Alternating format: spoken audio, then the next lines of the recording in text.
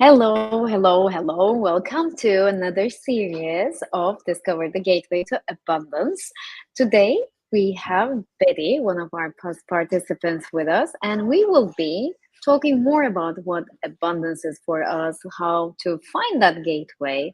And last week I was asking some questions to Karan, so I have some more challenging questions for him today. And so we will be, and if you are watching us live right now, we are live on Instagram, YouTube, and LinkedIn. Please feel free to post your questions. So I'll be just like keeping an eye on those questions in real time and ask them to Karan. So, yes, where to start? Karan, how are you today? Yes, very good. Lovely to see two beautiful ladies on the call with me, Betty and Mine. Great, great. Lovely to see you, Betty. Lovely to see you again, Mine and Karan. This is, I think, Great. the first time we're seeing ourselves online, not in person. Usually that happens vice versa. We first meet online and then meet in person. But with you, our first instance was in person, which I think is just like, bonding. And now this feels like, we've been bonded for so long. Yeah. So, what is the concept about Tatastu? And we last week we talked about saying yes to life. But what does the relationship between just like opening ourselves and bringing in more abundance, just attracting more abundance to our life? Okay. So, what is Tathastu? What is opening up? What is abundance? And why all of these are connected? How all of these are connected? I think this is your question, right? So, if you look at the Exactly. nature, I mean, if you observe the I'm just nature, like leaving it to you where to start because I know that you will be just like, carrying us through that journey from starting from yes to Tatastu. And yeah. Betty, by the way, if you please feel free to just like chime in anywhere you feel relevant. I will. Okay, so if you observe nature, if you go for a nature walk, go inside the jungle, go for a wild safari. If you see something, anything which is natural, you will see that it's always yes. Like a lion will never say that I don't want to, hunt today. Today I'll eat grass. Yeah. A son will not say that, oh, because, somebody in my family is not well, so I will not rise today. Yeah. Or I'm enjoying the rise because so many beautiful things are happening. I will not, set today. So everything in nature is always yes, without having its own personal little choice there, right? Now, the thing is that as human beings, we are the only one who have this no in us. We want to do things our own way. Even if I know that what you're doing is, if I copy that exactly same, if you tell me as a teacher or as a guru or a mentor, you tell me do this, do this, do this. The problem is I won't be able to do that, and this and that. What you have told me, I'll be bringing my own flavor of it. So people want to leave their own flavor. They don't want like other people's flavor, even if they know when it works for them. It's like, I'm drinking a coffee in a glass which is leaving its own flavor in the coffee. I don't want that glass, right? Do you want that glass or that cup which leave its own flavor to the coffee?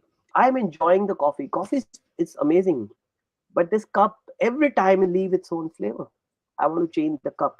This is exactly what happens with people. When we want to do something, add value to people's life, there's a natural taste or natural essence that we have, but there's an essence which we bring because of our fears, our insecurities, our limitations. We bring that essence, we bring that flavor into that essence, you know so the idea of the tathastu is that to dropping that flavor which is coming because of my own limitations.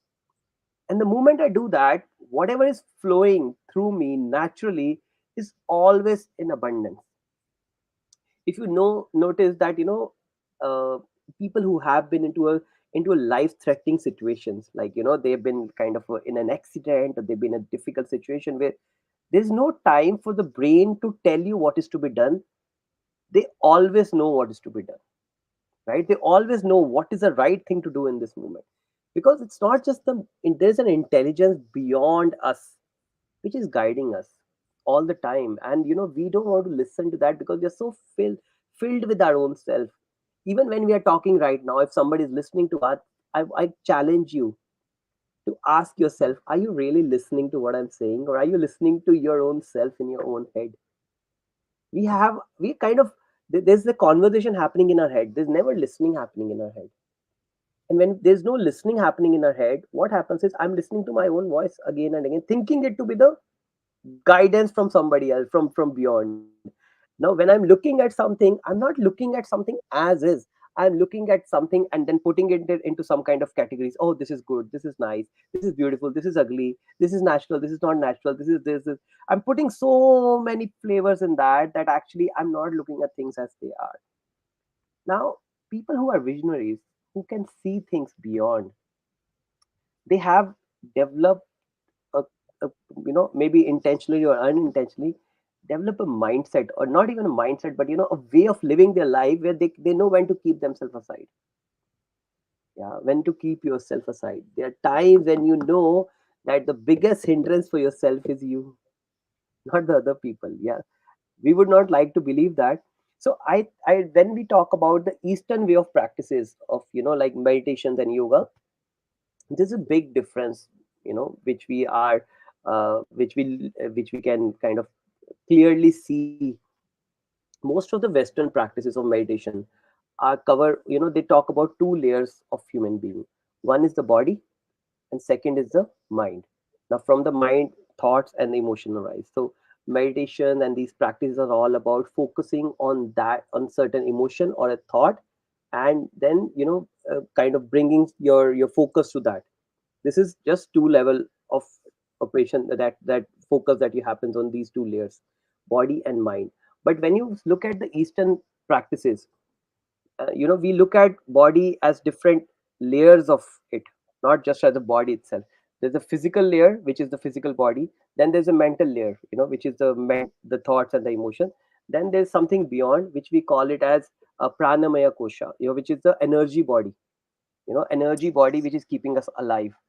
Now when we meditate, when there are eastern practice of meditation more focusing on that energy body. It's like, you have a phone and you have a charger, but you don't have a power supply.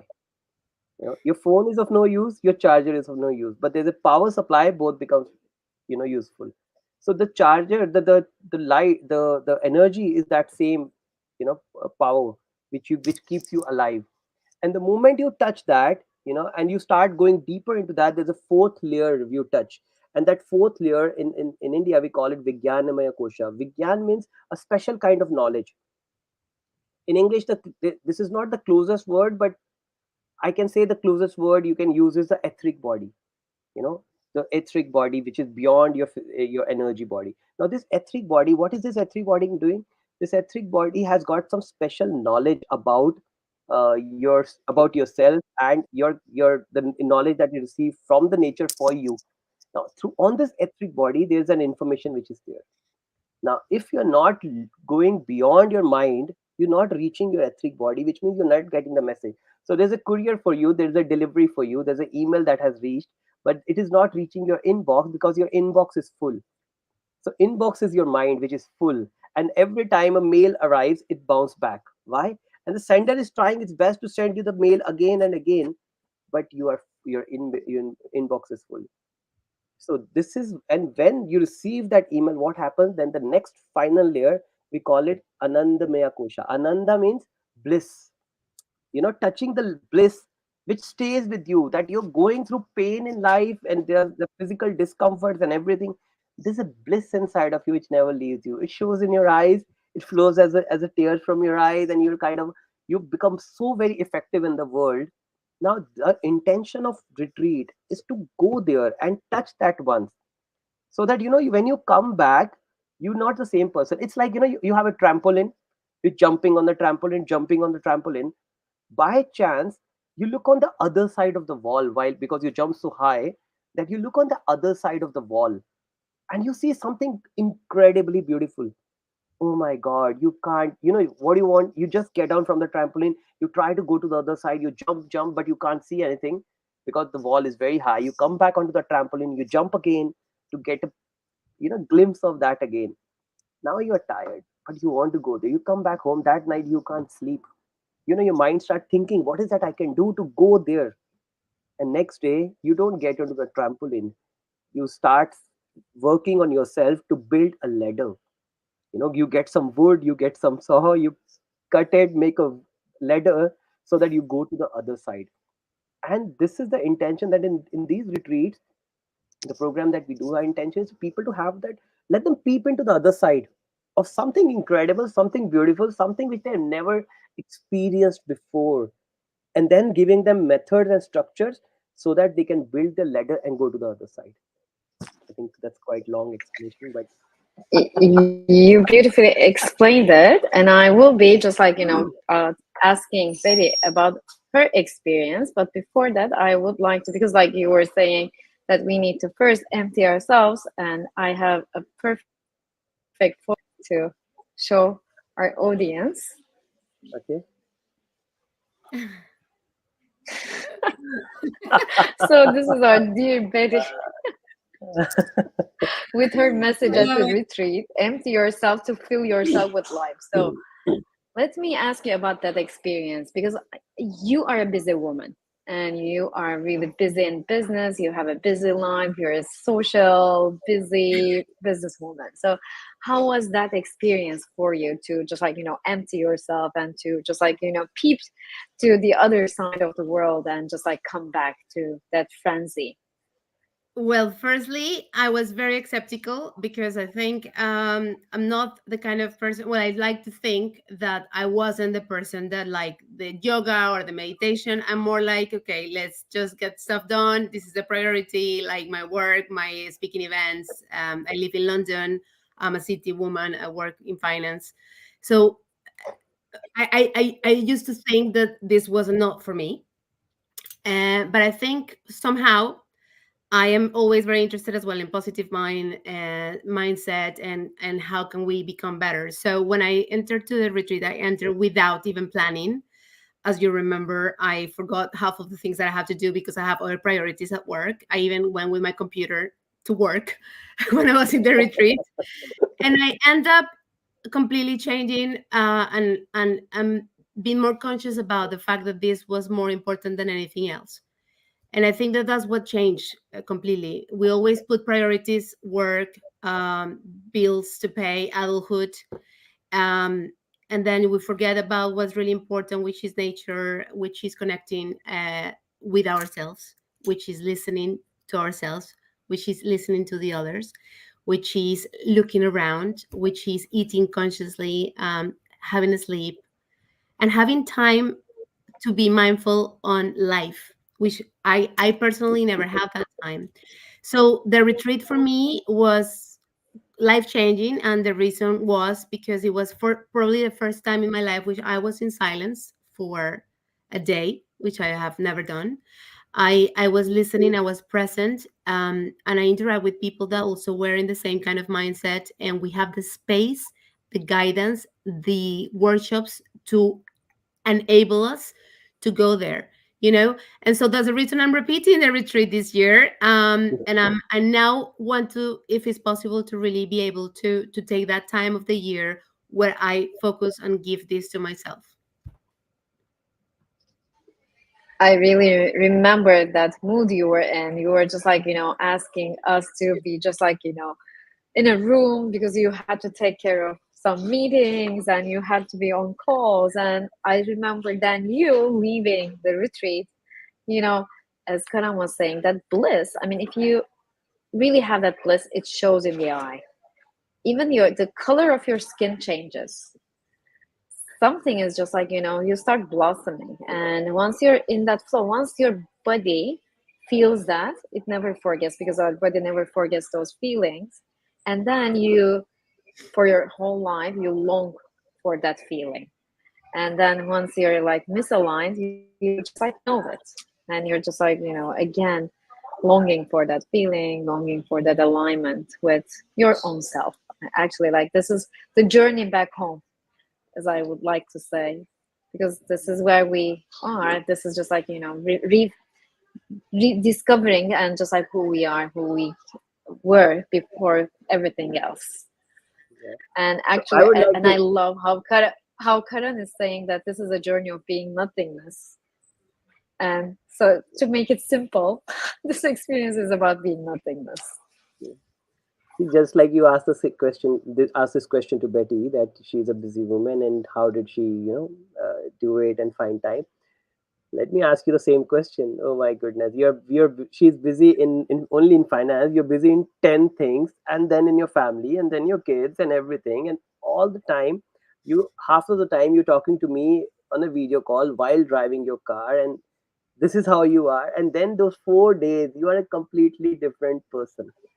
You have nothing to attend, and you don't care whether kids have eaten your food.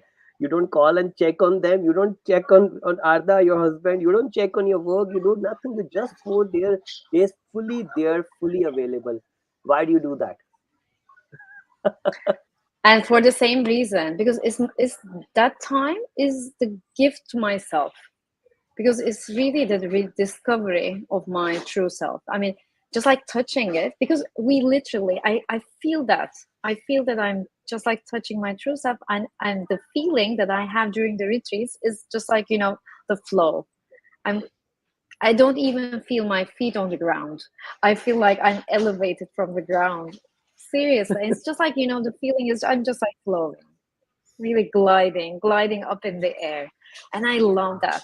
And that's why, I mean, once you experience that, you always want to do it again. And that's my time away. That's time away from not life, but time away from that business, that frenzy, and just like, being only with myself.